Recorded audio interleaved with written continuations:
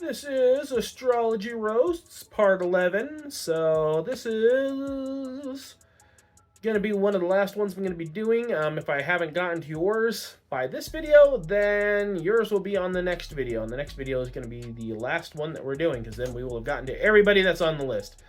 So, without further ado, let's go ahead and get to it. So, Corey to Ann.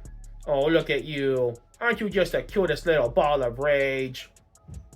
8th house Aries Sun with 7th house Aries Mars. I think that says that's bad luck and stupid shit in general that fuels your rage. But we got a 7th house Mars that says that your rage is probably going to be most reserved for those who wind up being closest to you.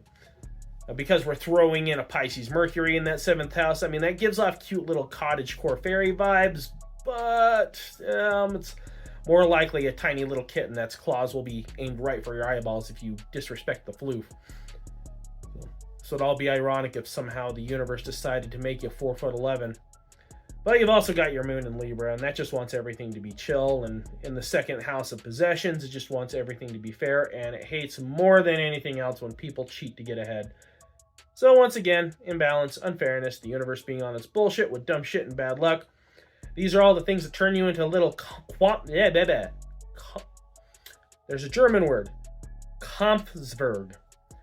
So this literally translates into a battle dwarf.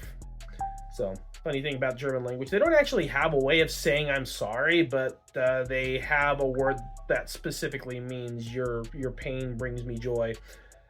So looks like your no-nonsense perfectionist Virgo rising is always trying to talk some sense into your Pisces Venus in the 6th house, which is also square to your Sagittarius Neptune in the 4th house.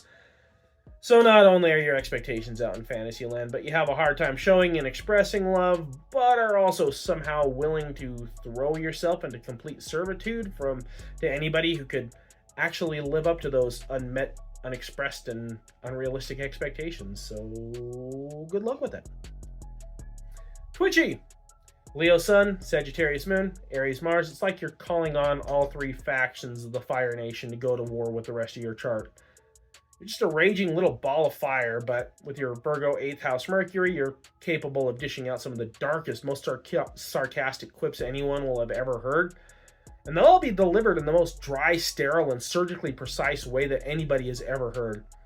And this all goes against your Cancer Venus in the 6th house, which means that you would literally die for the person that you just met 5 minutes ago that you're now convinced is your twin flame and that you're going to run away and start an alpaca farm together. So we got a nice little Mars, Neptune, Venus square that's going on in your chart, and with that Aries Mars, that gives off all of the energy of a living cactus who just wants to be held and tries to force hugs onto other people. Then you got a Capricorn rising in the mix as well, so that makes everybody think from a distance that you're this serious, organized, well-manicured, and well-put-together individual, but the reality is that you're like 8 love-starved, flamethrower-wielding raccoons inside of a Savile Row suit. Heather MLR. Scorpio Sun and Aquarius Moon. This can be best summed up as dead inside but still horny. Add an 11th house Sagittarius Mars to the mix, and you're just chomping at the bit for the collapse of society, so you can either be justified in splattering zombie brains and during your daily mental health walk, or dual wielding chainsaw rocket launchers as a Mad Max post-apocalyptic warlord. And then you got an 8th house Libra Mercury working with you as well, which means you can probably, in the most assuming manner possible, talk some people into some pretty dark and twisted shit. 9th house Venus, it's giving off strong sapiosexual vibes. You like big brains and can't deny. But throw that Scorpio energy behind that, and it starts to look a little Kathy Bates from Misery. So, I mean, who's the poor little fantasy author that you've got chained up in your basement till they finish the next book in the series, Heather? So, that Sun, Venus, Pluto, all in Scorpio conjunction, tells us that at the end you're not that complicated. If someone wants to win you over, they just need to bring you an ancient and powerfully cursed sword of grimoire full of the most deadly poisons known to man, the skulls of all your enemies, or a kitten. Christina! So, 10th house Taurus Sun, 2nd house Virgo Moon. You're the coworker that the boss loves, but nobody else can stand. Oh, and you're a Leo rising as well, so even your hair is effortlessly perfect.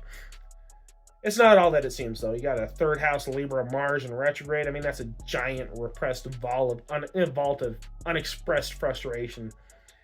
And even if your coworkers think that you make them all look bad, it doesn't change the fact that the boss is still an idiot and you should be the one running the damn show. So your Venus, Moon, and Mars are all square to Sagittarius Neptune in the 5th house, which means your heart, your emotions, and your ambition are all in a constant state of existential crisis because subconsciously you just probably want to try different cocktails of psychedelics and probably do that thing that the street artists do where they spray paint flamethrowers with like spray paint flamethrowers. Or they spray paint the skateboards with like flamethrowers. Oh yeah, and you got your Venus and Pisces in the 8th house, so you probably go for the tortured artist types with the tragic backstory, the ones that were supposed to inherit all of their family Taco Bell franchises, but lost them all in the divorce, and now they spray paint skateboards with flamethrowers. Pipey or Pipe. So we're pretty much equal parts water and fire here, but those fire placements are all Leo, so it's like a complete fiery shipwreck, but the ship was at least a cargo freighter that was full of fireworks, so it's going to look pretty awesome anyway.